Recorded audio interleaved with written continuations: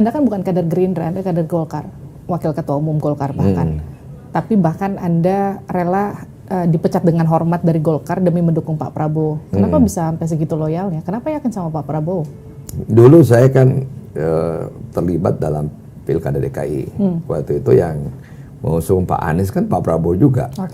Nah, dari situ saya ada hubungan yang baik karena kita sering diskusi, sering ngobrol dan sebagainya. Saya melihat beliau ya itu tadi nasionalismenya dan patriotismenya yang tinggi. Saya kagum sama beliau. Sehingga ya itu tadi saya melihat bahwa 2019 beliau ingin berjuang demi Indonesia sebagai nasionalismenya yang kuat dan beliau patriot. Ya saya berada di Prabowo Sandi waktu itu kan.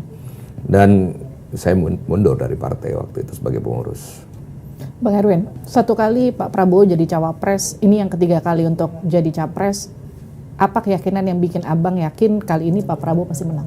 Yang paling penting kan ada nuans yang berubah, suasana yang berubah. Bahwa pemilih Indonesia itu adalah pemilih tengah, pemilih yang ingin berbicara tentang masa depan, berbicara tentang keadilan, berbicara tentang ekonomi. Sehingga beliau kan sekarang ini selalu memposisikan sebagai tokoh yang membawa paham-paham tengah atau paham-paham jalan ketiga, atau yang kita sering dengar dari beliau adalah ekonomi Pancasila yang beliau promosiin gitu, yang beliau ingin bawa dalam pemilu besok dan tentunya kalau beliau terpilih. Kalau kita bicara soal strategi kampanye, kan ada tagline gemoy yang kemudian dipakai oleh pasangan Prabowo Gibran begitu dengan hal-hal yang lucu-lucu, tapi kemudian kan pasangan lain atau tim ses lain mengatakan itu hanya gimmick-gimmick politik, sementara pemilih sekarang butuh hal-hal yang konkret dan juga serius. Gimana jawab itu? Ya kadang-kadang identitas itu penting ya. Contoh Pak SBY, ya beliau kan seorang yang kuat narasinya dalam pesan, retorikanya bagus. Kemudian muncul Pak Jokowi yang wong deso, dekat dengan rakyat, ada identitas semacam itu. Nah kemudian sekarang kan masyarakat ingin melihat juga pemimpinnya tegas, tapi di satu sisi ingin pemimpinnya yang lembut. Ya pernah saya beritahu Pak Prabowo lebih setahun lalu ya, saya sampaikan bahwa we don't need a tough person to cut tender chicken. Ya, artinya be soft. Ya alhamdulillah selama lebih dari 1,5 tahun beliau ya, memperlihatkan ya otentiknya. Beliau menggemaskan gitu ya.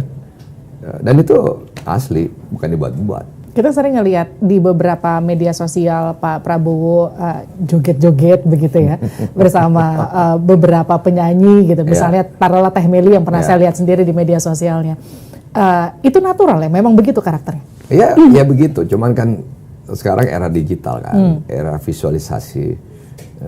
Kita lihat di Instagram, kita lihat di YouTube, kita lihat di Facebook, apalagi TikTok. Jadi semua era media sosial sekarang ini, sehingga ada faktor psikologi sosial dari visualisasi yang dilihat dari masyarakat dari sosial medianya.